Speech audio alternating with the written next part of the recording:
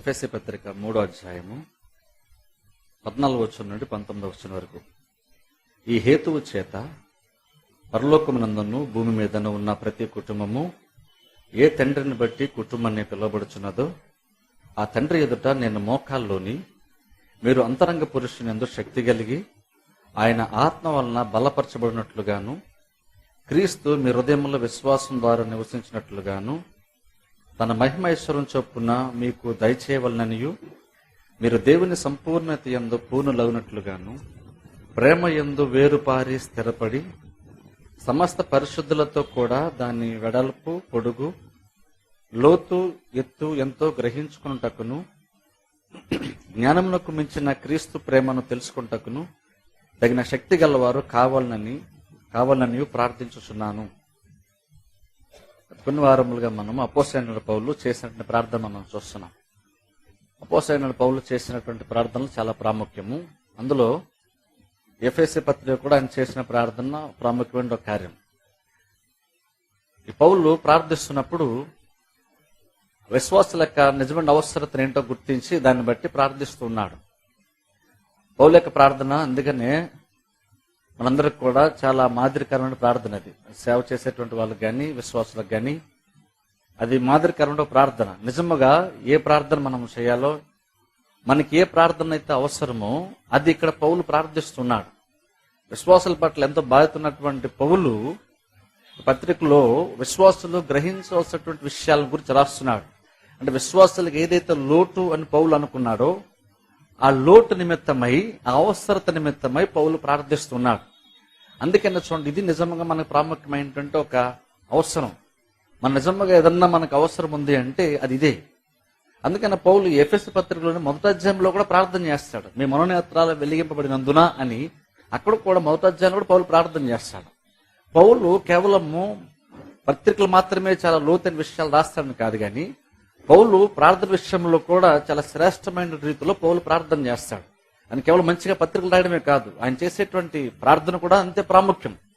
ఎందుకంటే వాక్య జ్ఞానం ఉన్నటువంటి ఆ పౌలుకి విశ్వాసాలకి ఏంటి అవసరమో తెలుసు, నిజంగా అసలు ఏది ప్రార్థన చేయాలో తెలుసు. దాని నిమిత్తం పౌలు ప్రార్థిస్తున్నాడు. ఇప్పుడు ఇక్కడ పౌలు ప్రార్థన చేస్తున్నాడంటే ఇది కేవలం పౌలుకు ఉన్నటువంటి ఒక ఆలోచన బట్టి ప్రార్థన చేస్తున్నాడు కాదు. పౌలు ఏ ఆలోచన అయితే, ఏ జ్ఞానం అయితే కలిగి ఉన్నాడో అది కేవలం పౌలుకు ఉన్నటువంటి జ్ఞానం కాదు. పౌలు యొక్క జ్ఞానము దేవుని యొక్క జ్ఞానం నాకు అనుకూలమైనటువంటిది. పౌలు ఇక్కడ ప్రార్థిస్తున్నాడంటే అది కేవలం పౌలు యొక్క ప్రార్థన కాదు. పౌలు ప్రార్థిస్తున్నాడంటే దాన్ని బట్టి అర్థం విషయం ఏంటంటే దేవుడు కూడా విశ్వాసాలు నిజంగా ఇదే అవసరమైనటువంటిది దేవుడు కూడా గ్రహించినటువంటిది పౌలు గ్రహించినటువంటి ఆ జ్ఞానాన్ని బట్టి మనకు అర్థమవుతుంది. ఇది ప్రాముఖ్యము అని పౌలు చెప్తున్నాడంటే అర్థం ఏంటంటే ఇదే ప్రాముఖ్యమైనటువంటిది అని దేవుడు కూడా తలంచాడు. కాబట్టి ఆ దేవునికి జ్ఞానాన్ని కలిగినటువంటి పౌలు ఈ ప్రార్థన ఆయన కూడా చేస్తున్నాడు. అందుకని ఏదో పౌలు గ్రహించడటువంటిది అనుకోవడం కాదు, కానీ నిజంగా దేవుడు కూడా ఈ రోజుల్లో విశ్వాసాలకు ఏంటి అవసరమో గ్రహించాడు. అందుకనే దేవుడు కూడా దాన్ని దయచేయడానికి ఇష్టపడుతున్నాడు. అందుకనే పౌలు కూడా అది మీకు అనుగ్రహింపబడాలని నేను ప్రార్థిస్తున్నా అంటున్నాడు. ఎందుకంటే ఈ పౌలు ప్రార్థిస్తున్నాడంటే ఇదేదో పౌలు నుండి వచ్చేటువంటిది కాదు. ఇది పౌలు కూడా ప్రార్థిస్తున్నాడు. ఏమంటాడంటే ఇది జస్ట్ నేను అనుకుంటే చేసేది కాదు, నేను ప్రార్థన మాత్రం చేయగలను, దానిని మీకు దేవుడిస్తేనే మీరు దాన్ని గ్రహించగలుగుతారు అంటున్నాడు. అంటే అర్థం ఏంటంటే నేను ఎంత సిన్సియర్గా ప్రార్థన చేసినా సరే ఆ గ్రహింపును మీరు తెలుసుకోవాలో అది తెలుసుకోవడానికి అవసరం శక్తిని దేవుడు మీకు ఇస్తేనే మీరు తెలుసుకుంటారు. కాబట్టి పౌలుకు ప్రార్థిస్తున్నాడు. కాబట్టి పౌలుకు ప్రార్థనలో కూడా మనకు అర్థమవుతున్న విషయం ఏంటంటే దేవుడు కూడా ఆ శక్తిని మనకి ఇవ్వడానికి ఇష్టపడుతున్నాడు. కాబట్టి పౌలు ప్రార్థిస్తున్నాడు. దేవుడు కనుక నిజంగా పౌలు ఆశపడుతున్నటువంటి దాని ప్రకారంగా దేవుడు కూడా చేయడానికి ఇష్టపడకపోతే పౌలు ప్రార్థన ఉపయోగం ఉండదు. పౌలు ప్రార్థన ఏంటంటే దేవుని యొక్క వాక్యం నాకు అనుకూలంగా ఉంటుంది, ఆ ప్రకారం వెళ్తుంది. అందుకని పౌలు ప్రార్థిస్తున్నప్పుడు దేవుని యొక్క మనసు నెరిగి పౌలు ప్రార్థిస్తున్నాడు. మీరు కొన్ని విషయాలు గ్రహించాలంటున్నాడు పౌలు. అంటే అది కేవలం పౌలు మాత్రమే సంగమం లోటును గ్రహించాడు అంటే జస్ట్ పౌలు తనకున్నటువంటి జ్ఞానాన్ని బట్టి, తనకున్న పరిచయ అనుభవాన్ని బట్టి ఈ లోటును సంఘంలో ఉందని పౌలు గ్రహించడం కాదు. పౌలు ఆ లోటును గ్రహించినప్పుడు పౌలుకు ఉన్నటువంటి సేవ పట్ల అనుకున్నటువంటి జ్ఞానాన్ని బట్టి, బాధ్యతను బట్టి మనకు అర్థమవుతున్న విషయం ఏంటంటే నిజంగా సంఘమును కూడా దేవుడు ఈ రోజులో చూస్తున్నప్పుడు ఇదే లోటుని దేవుడు సంఘములు కూడా ఈ రోజులో చూస్తూ ఉన్నాడు. అందుకని ఈ విషయాన్ని సంఘానికి కూడా రాసి ఉంచాడు. అందుకని మన కోసం దేవుడు దీన్ని భద్రపరిచి ఉంచాడు. కాబట్టి మనం గ్రహించాల్సిన విషయం ఏంటంటే నిజంగా ఇది పౌలు ఎఫెసీయులకు ప్రార్థన చేశాడని కాదు, వారి కొరకు ప్రార్థన చేశాడని కాదు. ఈ రోజుల్లో ఉన్నటువంటి మన నిమిత్తము కూడా పౌలు ఇదే ప్రార్థన చేస్తున్నాడు. దేవుడు కూడా ఇదే మన నుండి ఆశిస్తున్నాడు. ఏంటంటే మనం కొన్ని విషయాలు తెలుసుకోవాలని. ఇప్పుడు నిజంగా ఆలోచించండి ఒకసారి, మనం తెలుసుకోవడం మీద దేవునికి ఎంత శ్రద్ధ ఉందో ఒకసారి ఆలోచించండి. మనం కొన్ని విషయాలు తెలుసుకోవడం దేవునికి ఎంత శ్రద్ధ ఉందో ఆలోచించండి. అందుకనే దేవుడు మాట్లాడేటువంటి వాడు. ఎందుకంటే దేవుడు ఏదో మాటలు ఏదో చెప్పడం గురించి ఆలోచించట్లేదు. దేవుడు మాటల ద్వారా మనకి సంబంధించిన విషయాల గురించి దేవుడు మాట్లాడుతున్నాడు. ప్రసంగంలో ఉన్నటువంటి గొప్పతనము, ప్రత్యేకత అదే. దేవుడు వాక్యము ద్వారా, ప్రసంగం ద్వారా మనకి కొన్ని విషయాలు ఆయన తెలియపరుస్తున్నాడు, బయలుపరుస్తున్నాడు. ఇప్పుడు చూడండి, ఎప్పుడైతే మనం ప్రసంగం ద్వారా దేవుడు కొన్ని విషయాలు మనకు బయలుపరుస్తున్నాడు అనుకుంటున్నాము, మనం కొన్ని గ్రహించటానికి మనకు అందుబాటులో ఉంచుతున్నాడు అనుకుంటున్నాము, అప్పుడు అర్థమవుతున్న విషయం ఏంటంటే ఇక్కడ పౌలు ఏదో ప్రార్థన చేస్తున్నాడో దాన్ని బట్టి మనకు అర్థమైన విషయం ఏంటంటే యాక్చువల్గా దేవుడు ఒక్కడే ఆశపడలేదు, పౌలు కూడా ఆశపడుతున్నాడు. అంటే రకంగా చెప్పాలంటే విశ్వాసం గ్రహించాలనుకుంటే కేవలం దేవుడు ఒక్కడే కదా ఆశపడేది. దేవుడు పౌలు కలిసి సంఘం పట్ల ఈ ఆశ కలిగినారని మనం చెప్పొచ్చు. ఎందుకంటే పౌలు జస్ట్ ప్రార్థిస్తున్నాడు కాదు, దేవుడు దాన్ని బయలుపరచాల్సి ఉంది. అది చేసేది దేవుడే. కాబట్టి పౌలు ప్రార్థిస్తున్న దాన్ని బట్టి మనకు అర్థమవుతున్న విషయం ఏంటంటే దేవుడు బయలుపరచడానికి ఇష్టపడుతున్నాడు. అందుకనే పౌలు దాని నిమిత్తం ప్రార్థిస్తున్నాడు. సో దాన్ని బట్టి అర్థమవుతున్న విషయం ఏంటంటే ఇది కేవలం ఏదో పౌలు ఆశపడుతున్నటువంటిది కాదు, దేవుడు కూడా ఇదే ఆశపడుతున్నాడు. మనకి దేవుడు కొన్ని విషయాలు చెప్పడానికి ఇష్టపడుతున్నాడు, మనకు కొన్ని విషయాలు తెలియపరచడానికి దేవుడు ఇష్టపడుతున్నాడు. అందుకని అది గ్రహించినటువంటి పౌలు, దేవునికి మనసు అయినటువంటి పౌలు ఇది మీరు గ్రహించాలని ప్రార్థిస్తున్నాడు అంటున్నాడు. ఎందుకంటే చూడండి, దేవుడు మన వాక్యం ఉన్నప్పుడు దేవుడు కొన్ని విషయాలు మనకి తెలియపరుస్తున్నాడని మనం గ్రహించాలి. దేవుడు జస్ట్ ఏదో ప్రసంగం చేయడానికి ఇష్టపడలేదు. దేవుడు మనకు కొన్ని విషయాలు తెలియపరుస్తున్నాడు.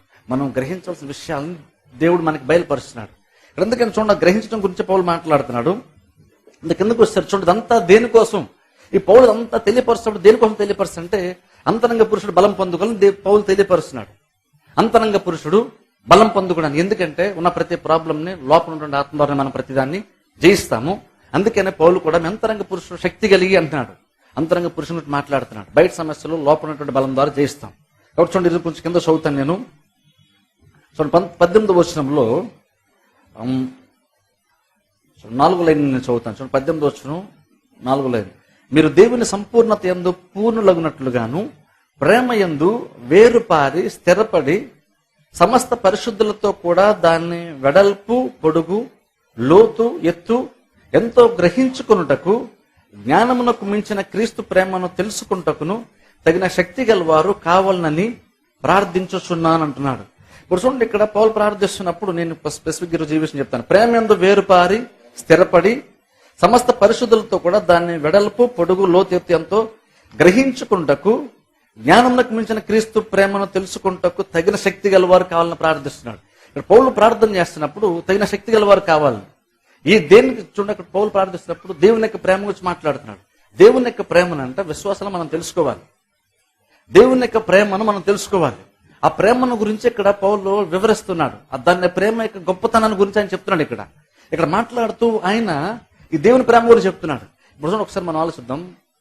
ఇది చాలా గొప్పది ప్రేమ. ఎందుకంటే పౌలు కింద అంటున్నాడు, తగిన శక్తి గలవారు కావాలని ప్రార్థిస్తున్నాను. తగినటువంటి శక్తి గలవారు కావాలని ప్రార్థిస్తున్నాడు. అంటే చూడండి, పౌలు ఏదైతే తెలుసుకోవాలని ప్రార్థిస్తున్నాడో అది తెలుసుకోవడానికి యాక్చువల్గా మనకు కొంత శక్తి అవసరం అంట. దేవుని ప్రేమ గురించి పౌలు ఇక్కడ మాట్లాడుతున్నాడు. ఆ ప్రేమ యొక్క లోతుని, ఎత్తుని, పొడవెడల గురించి పౌలు ఇక్కడ చెప్తున్నాడు. ఇక్కడ మాట్లాడుతూ అంటున్నాడు, అది తెలుసుకోవడానికి మీరు తగిన శక్తి గలవారు కావాలని ప్రార్థిస్తున్నాను. మీరు తెలుసుకోవడానికి తగిన శక్తి గలవారు కావాలని ప్రార్థిస్తున్నాను. అంటే అర్థం ఏంటంటే దేవుని యొక్క ప్రేమను తెలుసుకోవడానికి సహజంగా మనకున్నటువంటి జ్ఞానము సరిపోదన్నమాట. కావాల్సిన ఒకసారి మన దేవుని యొక్క ప్రేమను మనం తెలుసుకోవడానికి జనరల్గా అప్పటి వరకు మనకున్నటువంటి జ్ఞానం సరిపోదన్నమాట. దేవుని యొక్క ప్రేమను తెలుసుకోవడానికి ఇంకా మనకి ఎక్స్ట్రా సపోర్ట్ మనకు అవసరం అంట. అందుకని తగిన శక్తి గల వారు కావాలని. ఇప్పుడు చూడండి, అనుకున్నాం దేవుని యొక్క ప్రేమను తెలుసుకుంటున్నాం అనుకుంటున్నాం. ఆయన పౌలు అంటున్నాడు ఇంకా తగిన శక్తి గల వారు కావాలని. అంటే అర్థం ఏంటి, ఒక బిలీవర్ దేవుని యొక్క ప్రేమను తెలుసుకోలేదా? తగిన శక్తి, దేవుని యొక్క ప్రేమను తెలుసుకోవడం తగిన శక్తి గల వారు కావాలని ప్రార్థిస్తున్నా అంటే ఒక విశ్వాసి దేవుని యొక్క ప్రేమను తెలుసుకోలేదా? చూడండి ఒక వాక్య భాగాన్ని యోహాను పత్రికలోనికి వెళ్దాం. యోహాను రాసిన మొదటి పత్రికలోనికి వెళ్దాం. యోహాను రాసిన మొదటి పత్రిక 4వ అధ్యాయము 19వ వచనం నేను చదువుతాను. యోహాను రాసిన మొదటి పత్రిక 4వ అధ్యాయము 19వ వచనం. ఆయన మొదట మనలను ప్రేమించాను గనుక మనము ప్రేమించుచున్నాము. ఇప్పుడు చూడండి, ఆయనే మొదట మనలను ప్రేమించాను గనక మనము ప్రేమించున్నాము. ఇప్పుడు చూడండి, ఇక్కడ మనము దేవుని ప్రేమించుకుని పౌలు మాట్లాడుతున్నాడు. ఇప్పుడు చూడండి అని అన్నాను. నేను ఏం చెప్తున్నానంటే, దేవుని యొక్క ప్రేమను తెలుసుకుని తగిన శక్తి గలవారు కావాలంటున్నాడు పౌలు ఇక్కడ. అంటే దేవుని యొక్క ప్రేమ నిజంగా మనం ఇంకా తెలుసుకోలేదా అంటే, ఇక్కడ యోహాన్ ఇక్కడ చెప్తే ఏమన్నాడంటే, మనము దేవుని ప్రేమిస్తున్నాము. ఇక్కడ అంటున్నాడు చూడండి, ఆయన మనం ప్రేమించున్నాము, మనం దేవుని ప్రేమిస్తున్నాం అంటున్నాడు. కానీ యాక్చువల్గా మనం దేవుని ఎందుకు ప్రేమిస్తున్నాము అన్న దాని గురించి ఆలోచన చేస్తే, మనం దేవుని ప్రేమించడానికి గల కారణం ఏంటంటే, ఆయన మొదట మనల్ని ప్రేమించాడంట. దాన్ని బట్టి తిరిగి జస్ట్ మనం రెస్పాండ్ అయ్యి దేవుని మనం ప్రేమిస్తూ ఉన్నాం. అంటే అర్థం ఏంటంటే, ఆ దేవుడు మొత్తం మనల్ని ప్రేమించాడన్న దాన్ని బట్టి అర్థం విషయం ఏంటంటే, ప్రతి ఒక్క బిలీవర్ కూడా ఈ పత్రికను బిలీవర్కి రాశాడు కాబట్టి ప్రతి ఒక్క విశ్వాసి కూడా దేవుని యొక్క ప్రేమను ఆల్రెడీ ఎంతో కొంత రుచి చూసాడు కాబట్టే ఆ రుచి చూసినట్టు ఆయన ఆ విశ్వాసి తిరిగి దేవుని మరలా ప్రేమిస్తున్నాడు. మనం ప్రేమిస్తున్నామంటే మనం ఏదో అనుకుని మనం నిర్ణయించి ప్రేమించామని కాదు, దేవుడు యాక్చువల్ మనల్ని ప్రేమించాడంట. దాన్ని బట్టి జస్ట్ మనం రెస్పాండ్ అవుతూ తిరిగి మనం దేవుణ్ణి ప్రేమిస్తున్నాం. అంటే మనం తిరిగి దేవుని ప్రేమించే విషయంలో మనం చేసిందేమీ లేదు, జస్ట్ మనం రెస్పాండ్ అవుతున్నాం అంతే. దేవుడు మొత్తం మనల్ని ప్రేమించాడు. దేవుడు మనల్ని ప్రేమించిన విషయాన్ని దేవుడు మనకు బయలుపరుచుకున్నాడు. మనం ఒక టైంలో దాన్ని గ్రహించాం కాబట్టి తిరిగి మనం దేవుణ్ణి ప్రేమిస్తున్నాం. అంటే అర్థం ఏంటంటే, దేవుని యొక్క ప్రేమను ప్రతి విశ్వాసుడు ఎంతో కొంత తెలుసుకున్నాడు అన్నమాట. ఎంతో కొంత దేవుని యొక్క ప్రేమ రుచి చూసాడు కాబట్టి తిరిగి మనం దేవుని ప్రేమిస్తున్నాం. అందుకని చూడండి, మరి పైన కూడా చూడండి, ఒక వచనం చదువుకుందాం. 16వ వచనం నేను చదువుతాను. అదే అధ్యాయం, 1 యోహాను 4వ అధ్యాయం 16వ వచనం. మన ఎడల దేవునికి ఉన్న ప్రేమను మనం ఎరిగిన వారమై దానిని నమ్ముకుని ఉన్నాము. దేవుడు ప్రేమ స్వరూపి ఉన్నాడు. మన ఎడల దేవునికి ఉన్న ప్రేమను మనం ఎరిగిన వారమై దాన్ని నమ్ముకుని ఉన్నాము. ఇక్కడ యోహాన్ చెప్తే ఏమన్నాడంటే, మన ఎడల దేవునికి ఉన్నటువంటి ప్రేమను మనం ఎరిగి ఉన్నాము. అంటే మనం యాక్చువల్ దాన్ని గ్రహించాం. దేవుడు మనల్ని ప్రేమించాడు. దేవుడు మనల్ని ప్రేమించిన విషయం మనం తెలుసుకున్నాం, దాన్ని మనం గ్రహించమంటున్నాడు. అంటే అర్థం ఏంటంటే, ఫస్ట్ గమనించండి, పౌలు ఇక్కడ మీరు దేవుని ప్రేమను మీరు తెలుసుకోవాలి, గ్రహించే శక్తి కావాలి మీకు అని పౌలు ప్రార్థిస్తున్నప్పుడు పౌలకు ఉద్దేశం అసలు బిలీవరు దేవుని ప్రేమను అర్థం చేసుకోలేదని కాదు. పౌలకు ఉద్దేశం ఏంటంటే, దేవుని ప్రేమ గురించి మాట్లాడుతున్నప్పుడు బిలీవర్ అసలు దేవుని ప్రేమను తెలుసుకోలేదు, ఇప్పుడు మీరు తెలుసుకోవాలి ప్రార్థిస్తున్నట్లేదు. ప్రతి ఒక్క విశ్వాసి కూడా రక్షింపబడిన ప్రతి విశ్వాసి కూడా రక్షింపబడడం దాన్ని బట్టి అర్థమవుతున్న విషయం ఏంటంటే, దేవుని యొక్క ప్రేమను మనం తెలుసుకున్నాము కాబట్టి మనం రక్షింపడ్డాం. దేవుని యొక్క ప్రేమను తెలుసుకున్నాం కాబట్టి మనం తిరిగి మళ్ళీ దేవుణ్ణి ప్రేమిస్తున్నాం. సో మనం రక్షింపబడ్డాము, దేవుని నమ్ముకున్నాం అనేటువంటి ఆ ఒక్క కారణాన్ని బట్టి మనకు అర్థం విషయం ఏంటంటే, యాక్చువల్గా మనం దేవుని యొక్క ప్రేమను ఎంతో కొంత మనం రుచి చూసాము కాబట్టి తిరిగి మనం దేవుణ్ణి ప్రేమిస్తున్నాం. మనం తిరిగి దేవుని ప్రేమించినప్పుడు జస్ట్ రెస్పాన్స్ ఇస్తున్నాం. కాబట్టి అర్థం ఏంటంటే, ప్రతి విశ్వాసి కూడా దేవుని యొక్క ప్రేమను ఎంతో కొంత రుచి చూశాడు. అలాంటప్పుడు పౌలు ఇక్కడ ప్రార్థిస్తున్నప్పుడు దేవుని యొక్క ప్రేమను మీరు తెలుసుకుని తగిన శక్తి గలవారు కావాలని అంటున్నాడు. దాని మీనింగ్ ఏంటో మనం తెలుసుకోవాలి. అయితే ఇక్కడ చూడండి, ఇక్కడ మరోసారి చూద్దాం చూడండి. మన ఎడల దేవునికి ఉన్న ప్రేమను మనం మెరిగిన వారమై దానిని నమ్ముకుని ఉన్నాము. దేవుడు ప్రేమ స్వరూపి ఉన్నాడు. చూడండి, దేవుని ప్రేమ మనం ఎరిగి ఆ ప్రేమను మనం నమ్ముకున్నామంట. దేవుని ప్రేమను మనము తెలుసుకున్నాం, ఎరిగి ఉన్నాం ఒక టైంలో. ఆ తర్వాత మనము దేవుని ప్రేమను నమ్ముకున్నాం. సో ఇప్పుడు దాన్ని బట్టి చూస్తా నెక్స్ట్ ఏం చెప్తున్నాడంటే, దేవుడే ప్రేమ స్వరూపి అంటున్నాడు. అర్థం ఏంటంటే, దేవుడు వేరు, దేవుని యొక్క ప్రేమ వేరు కాదు.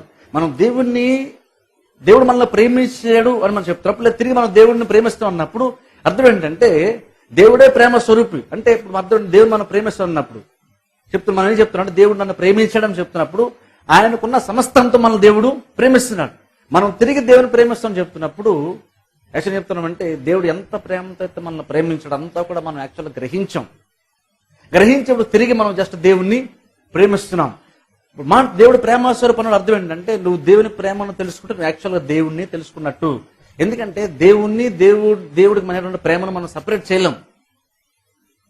దేవుడు ప్రేమ స్వరూపం అంటున్నాడు. అంటే అర్థం ఏంటంటే, దేవుడు మనం చూస్తున్నప్పుడు ఆయనలో ప్రేమ స్పష్టంగా కనబడుతుంది. ఆయన చూడగానే ఆయనలో మనకి ప్రేమ, మన ఏదో ఆ దేవుడికి ఉన్నటువంటి ప్రేమ మనకు అర్థమవుతుంది.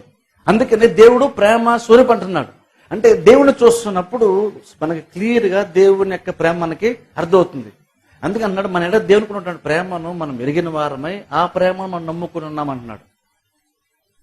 ఆ తర్వాత దేవుడు ప్రేమ స్వరూపి అని అర్థం ఏంటి, ఇప్పుడు దేవుని ప్రేమను మీరు తెలుసుకోండి అని పౌలు చెప్తున్నాడు చూసారా, శక్తి గలవారు కావాలంటున్నప్పుడు బేసిక్గా పౌలు చెప్తున్నాడంటే, అసలు దేవుడే ప్రేమ కాబట్టి ఆ దేవుని పూర్తిగా అర్థం చేసుకోవడం కష్టం, దేవుని పరిపూర్ణంగా అర్థం చేసుకోవడం కష్టం.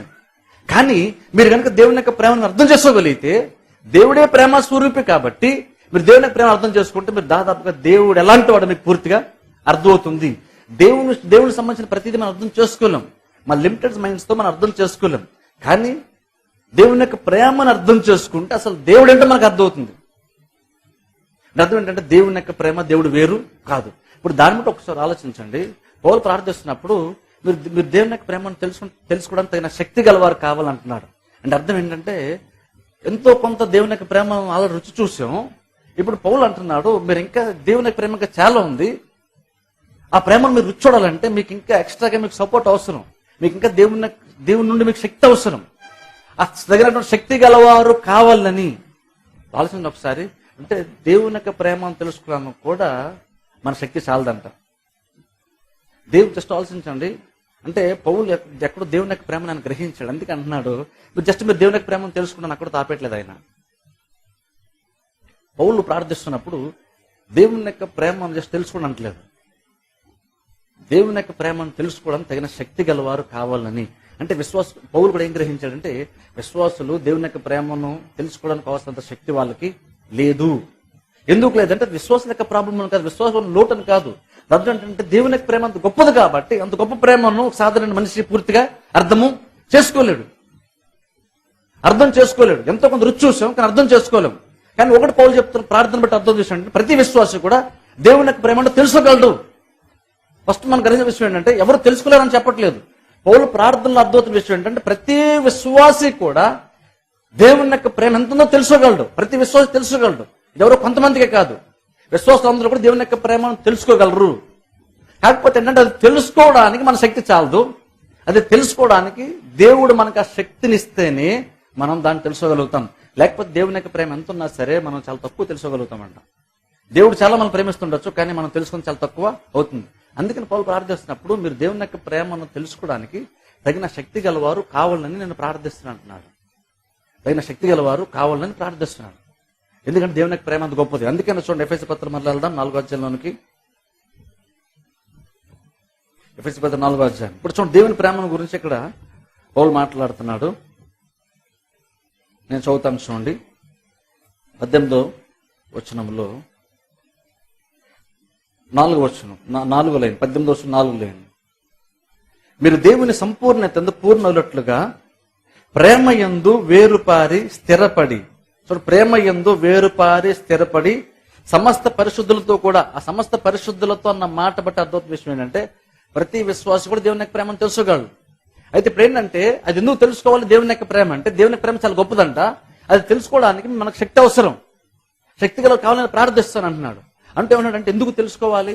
దేవుని యొక్క ప్రేమ ఎంతో కొంత మనం రుచి చూస్తాం కాబట్టి సరిపోతుందా అంటే పోలు అన్నాడు అది సరిపోదు, మీరు ఇంకా తెలుసుకోవాలి. ఎందుకు తెలుసుకోవాలంటే ఆ ప్రేమలో మీరు వేరుపారి స్థిరపడాలంటున్నాడు. అంటే పౌలు యొక్క మైండ్లో ఏంటంటే ఒక వృక్షాన్ని ఒక చెట్టుని ఆయన మైండ్లో పెట్టుకుని ఎలాగైతే ఒక పెద్ద వృక్షము అది పైకి ఎదుగుతున్నప్పుడు అది పైకి ఎంత బలంగా కనబడుతుందో వేరులో లోపల దాని వేర్లు అంత లోతుగా వెళ్తాయి అన్నమాట. చెట్టు చూడండి పెద్ద పెద్ద తుఫాన్లు వచ్చినా బయట భూకంపాలు వచ్చినా సరే చెట్టు పడిపోకుండా నిలబడగలిగిందంటే దానికి ఆ బలము బయట ఉన్నటువంటి ఆకుల్లో కొమ్మల్లోనూ దాటిలో కనబడేటువంటిది కాదు. అది అలా ప్రత్యేక సమస్యని గాలిని తుఫాను తట్టుకొని అది నిలబడగలిగిందంటే బయట కనిపించేటువంటి దాన్ని బట్టి అది నిలబడలేదు. బయట కనిపించకుండా లోపల ఉన్నటువంటి ఆ వేర్లు లోపలికి తన్ని పెట్టుకొని ఆ గ్రౌండ్ ని ఆ భూమిని గట్టిగా బలంగా పట్టుకోవడం వల్ల చెట్టు ఎంత గాలి వచ్చి ఎంత తుఫాను బయటికి నిలబడే ఉంటుంది. ఎందుకు నిలబడుతుందంటే బయట కనిపించి దాన్ని బట్టి నిలబడదు. బయటకి ఎంత పచ్చ కనబడచ్చు, బయటకి ఎంత బ్రహ్మాండం కనబడచ్చు, కానీ యాక్చువల్గా లోపల పని జరుగుతుంది. దానికి బలం ఎక్కడ వస్తుందంటే లోపల వస్తుంది. చెట్టు బలంగా ఉండాలంటే ఏం చేయాలంటే వేర్లు అంత లోపలికి బాగా స్ప్రెడ్ అవ్వాలి. ఎంతగా స్ప్రెడ్ అవుతాయో అంత బలంగా చెట్టు ఉంటుంది. ఇప్పుడు చూడండి కొన్నిసార్లు మనం ఇంటర్నెట్ చూస్తే కొన్ని వందల సంవత్సరాల నుంచి కొన్ని చెట్లు ఉంటాయి, మహావృక్షాలు అయిపోయి ఉంటాయి. కొన్ని సందర్భంలో కొన్ని చెట్లు ఆ మహావృక్షాలు ఏమంటే చాలా దూరం వేరు స్ప్రెడ్ అయిపోయి ఉంటుందంట. కొన్నిసార్లు కొన్ని మీటర్ల పొడుగున అది స్ప్రెడ్ అయిపోయి ఉంటుందంట. కొన్నిసార్లు అది 100 అడుగులు కూడా అది వేర్లు తన్నుకొని దూరంగా వెళ్ళిపోతాయంట. అంతగా స్ప్రెడ్ అయిపోతుంది. చెట్టు మనకు ఒక దగ్గర కనబడుతుంది కానీ దాని వేరు చుట్టూ స్ప్రెడ్ అయిపోయి ఉంటాయి. అది అలా ఉండడం వల్ల ఏమవుతుందంటే ఎంత తుఫాన్ వచ్చినా సరే అది చెక్కు చెదరదు. అది అలా నిలబడి ఉంటుంది. ఎందుకు నిలబడుతుందంటే కారణం ఏంటంటే అది ఏం చేస్తుందంటే గ్రౌండ్ లోకి వెళ్ళినప్పుడు భూమిలో దాని వేర్లు అది స్ప్రెడ్ చేసుకుని తన్ని పెట్టుకుని భూమి బలంగా ఉన్నప్పుడు కూడా ఆ వేర్లు లోపలికి వెళ్ళి ఆ మట్టిని ఆ గ్రౌండ్ ని బలంగా పట్టుకోవడం వల్ల ఎంత తుఫాన్ వచ్చినా సరే, ఎంత ఇబ్బందులు వచ్చినా సరే, గాలి వాన వచ్చినా సరే, గాలి అటు కొడుతున్నా సరే, అది జస్ట్ కదులుతుందేమో కానీ అది పడిపోదు. అది పడిపోలేదంటే కారణము బయట కనిపించే దాన్ని బట్టి పడిపోలేదని కాదు, లోపల ఉన్నటువంటి దాన్ని బట్టి అది నిలబడగలిగి ఉంటుంది. ఇప్పుడు పౌలు ప్రార్థిస్తున్నప్పుడు అదే చెప్తున్నాడు. ఏమన్నాడంటే దేవుని యొక్క ప్రేమలో మీరు వేరుపారి స్థిరపడాలంటున్నాడు. వేరుపారి స్థిరపడాలన్నప్పుడు పౌలకి మనసులో ఆ వృక్షాన్ని, ఆ చెట్టునే పెట్టుకున్నాడు. దేవుని యొక్క ప్రేమ చాలా గొప్పది. అందులో ఎలాగైతే ఒక చెట్టు భూమిలో పాతిపెట్టబడినప్పుడు, అది నాటబడినప్పుడు అది ఎలాగైతే వేర్లు స్ప్రెడ్ చేసుకుంటూ వెళ్ళిపోతుందో, ప్రతిరోజు ఎంతో కొంత ప్రోగ్రెస్ కనబడుతుందో, అలాగే ఒక విశ్వాసుడు ఏం చేయాలంటున్నాడంటే పౌలు, దేవుని యొక్క ప్రేమలో మీరు వేరుపారి స్థిరపడాలి. వేరుపారి స్థిరపడాలి అంటే దేవుని యొక్క ప్రేమ మన జీవితంలో ఎలా పనిచేస్తుందో ఒకసారి ఆలోచించండి. అంటే దేవుని యొక్క ప్రేమ యాక్చువల్గా మనకి ఏం చేస్తుందంటే, మనం గ్రహించం కానీ దేవుని యొక్క ప్రేమ మనకి ఏం చేస్తుందంటే, వచ్చేటువంటి ప్రతి సమస్యని, వచ్చేటువంటి ప్రతి ఇబ్బందిని జయించటానికి అవసరమైన బలాన్ని లోపల మనకు అది ఇస్తుంది. దేవుని యొక్క ప్రేమ మన యాక్చువల్గా ఏం చేస్తుందంటే, బయట వచ్చేటువంటి ప్రతి ప్రాబ్లంని తట్టుకొని నిలవబడ్డానికి అవసరం శక్తిని దేవుని యొక్క ప్రేమ మనకి ఇస్తుంది. అందుకే అన్నాడు యోహాను పత్రికలు మనం చదివి చూసారా, దేవుని యొక్క ప్రేమ మనం ఎరుగున్నాం, ఆ ప్రేమనే మనం నమ్ముకున్నాం అంటున్నాడు. ఎలాగైతే ఒక చెట్టు దానికి వేర్లు భూమిని నమ్ముకొని దాన్ని పట్టుకొని నిలబడుతుందో, అలాగే ఇక్కడ పౌలు మాట్లాడుతున్నప్పుడు దేవుని యొక్క ప్రేమను గ్రహించాలంటున్నాడు. ఎందుకు గ్రహించాలి దేవుని యొక్క ప్రేమనంటే, మనకు వచ్చేటువంటి ప్రతి బెనిఫిట్ కూడా దేవుని యొక్క ప్రేమలోనే మనకు వస్తుంది.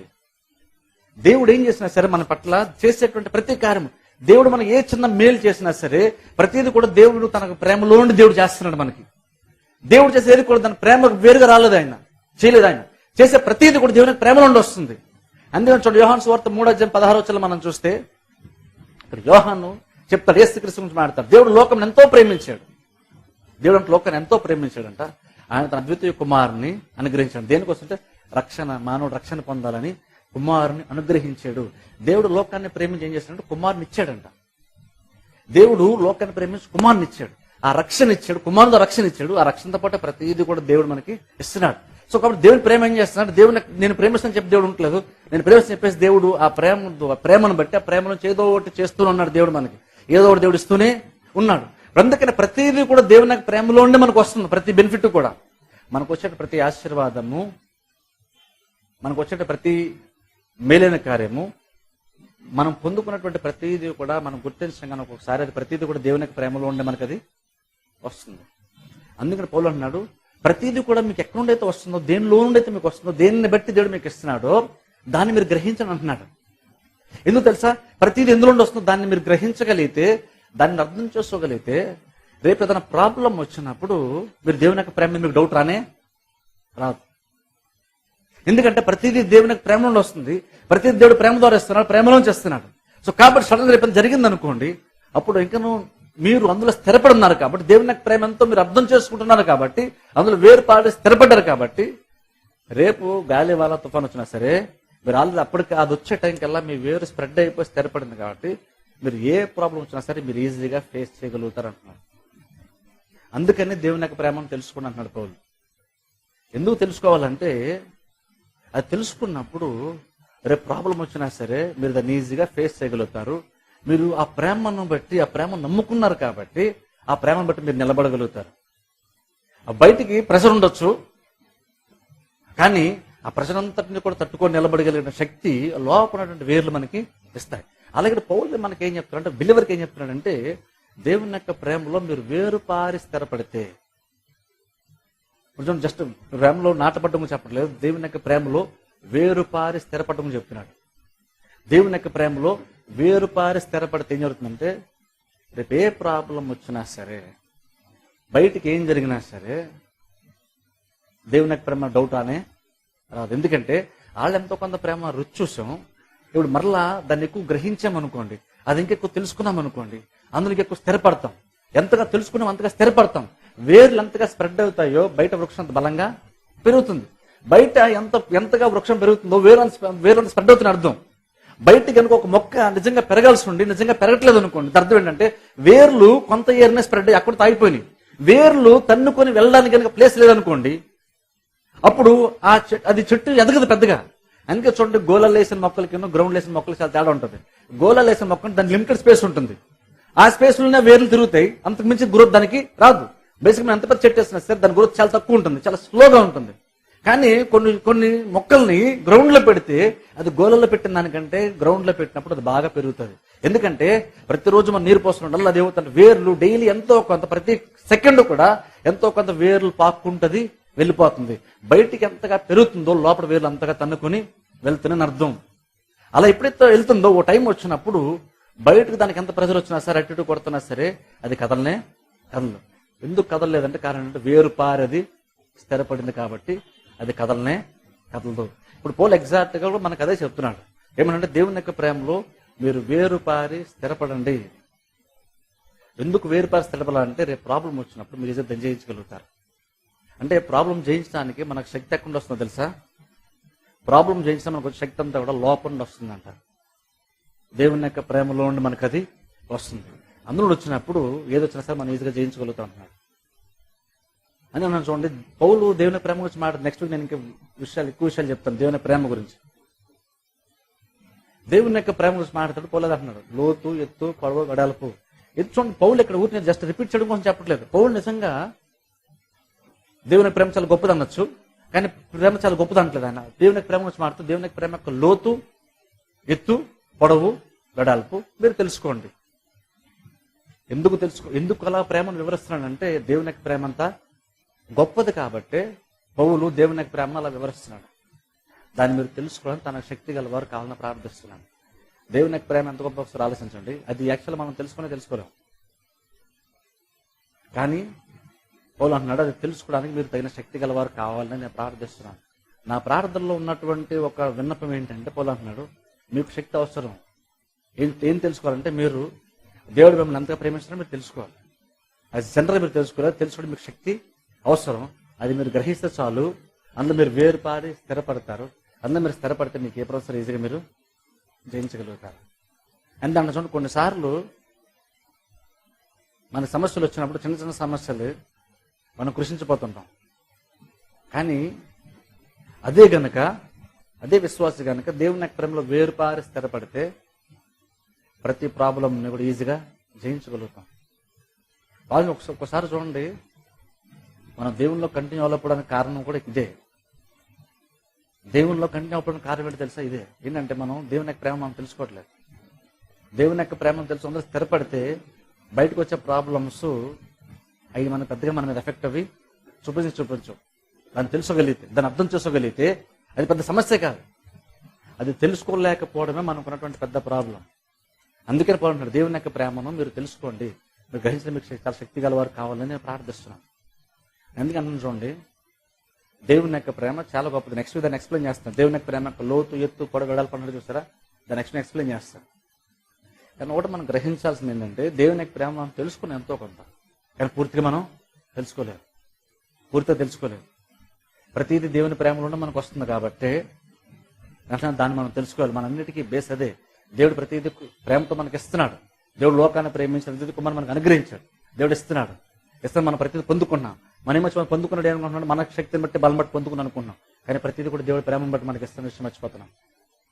మనకు బేసే అది. దేవుని యొక్క ప్రేమే మనకు బేస్. దేవుడే ప్రేమ స్వరూపం. అందుకే అంటున్నాను చూడండి, ఆ ప్రేమను కనుక మనం అర్థం చేసుకుంటే దేవుని పూర్తిగా అర్థం చేసుకున్నాం. ఆ ప్రేమ గొప్పది కాబట్టే పౌలు అంటున్నాడు అది జ్ఞానమునకు మించింది. జ్ఞానకు మించిన క్రీస్తు ప్రేమ మీరు తెలుసుకోవాలి, ప్రార్థిస్తున్నాను. శక్తి గల కావాలని ప్రార్థిస్తున్నాను. దేవుని యొక్క ప్రేమ అంటే మన జ్ఞానం మించింది. మనం అనుకోవచ్చు నాకు తెలుసండి దేవుని యొక్క ప్రేమ నాకు తెలుసు అనుకోవచ్చు, కానీ అంటే నువ్వు తెలుసుకున్న ఇంకా చాలా చాలా తక్కువ. దేవుని యొక్క ప్రేమను తెలుసుకోవడానికి యాక్చువల్లీ శక్తి చాలదు. కాకపోతే అనుకుంటున్నాం మనకు తెలుసు అనుకుంటున్నాం, కానీ నిజంగా మన శక్తి చాలదు. మనకు బయట నుంచి దేవుడు సపోర్ట్ చేయాలి. దేవుడు ఎంతో కొంత ప్రేమ మనకి రుచి చూపించాడు. ఇప్పుడు అదే దేవుని ఆధారపడితే దేవుడు అంటే ఇంకా ఆయన ఎంతగా మనం ప్రేమిస్తాడో మనం చూపిస్తాడంట. ఒకసారి చూడండి, ఆ దేవుని యొక్క ప్రేమను దాన్ని గ్రహించి దాన్ని అర్థం చేసుకుంటే దాన్ని నమ్ముకుంటాం. దాన్ని నమ్ముకునేదంటే అందులో మనం యాక్చువల్గా స్థిరపడుతున్నాం. అందులో స్థిరపడ్డామంటే ఆ ప్రేమను బట్టి రేపు ఏ ప్రాబ్లమ్స్ దాన్ని ఈజీగా జయించగలుగుతాం. ఎందుకంటే బయట వచ్చే సమస్యను జయించడానికి అవసరం లోపల అవసరం సపోర్ట్ మనకి దొరుకుతుంది కాబట్టి ఈజీగా జయించగలుగుతాం. అదే నిజంగా దేవుడు మనం ఎంతగా ప్రేమిస్తాం మనం తెలుసుకోలేకపోతే మనకు వచ్చిన సమస్య మనం జయించలేం. కానీ మనకు నిజంగా దేవుడు మనం ఎంతగా ప్రేమించి ఎంతగా మనం సపోర్ట్ చేస్తున్నాడో, ఎంతగా సపోర్ట్ చేయడానికి ఇష్టపడుతున్నాడో, ఎంతగా మన వెనుకలు మనల్ని తడుతున్నాడో, ఎంతగా ఆయన ప్రేమ బట్టి మనం బలపరిచి ముందు నడిపిస్తున్నాడో అది తెలుసుకోగలిగితే ఈ బయట ఉన్నటువంటి ప్రాబ్లమ్స్ ఉండుండొచ్చు, కానీ ఈ ప్రేమ అనేటువంటి బలం ముందు అవన్నీ ఈజీగా మనం జయించగలం. ఎందుకంటే మనం దేవుని నమ్మాం, అంటే దేవుని యొక్క ప్రేమ నమ్ముకున్నాం. ఆ ప్రేమను బట్టి మనం ఏదైనా జయించగలుగుతాం. ఎందుకంటే ఏం జరుగుతుంది సార్, ఒకదాన్ని మనకు నమ్ముకుంటుంది ఏంటంటే దేవుడు మనం ప్రేమించారు కాబట్టి ఖచ్చితంగా మనకంతా సమకూర్చి మేలుకరంగా దేవుడు జరిగిస్తాడు. ఆయన ప్రేమించారు కాబట్టి ఖచ్చితంగా నాకు అనుకూలంగా దేవుడు ప్రతిదీ చేస్తాడు అని నమ్మకం ఉంటుంది అనుకోండి. దేవుని ప్రేమ నమ్మకం ఉంటే ఆ నమ్మకం మనం ఏం చేస్తుందంటే కష్టాల్లో కూడా మన ముందుకి నడిపిస్తుంది.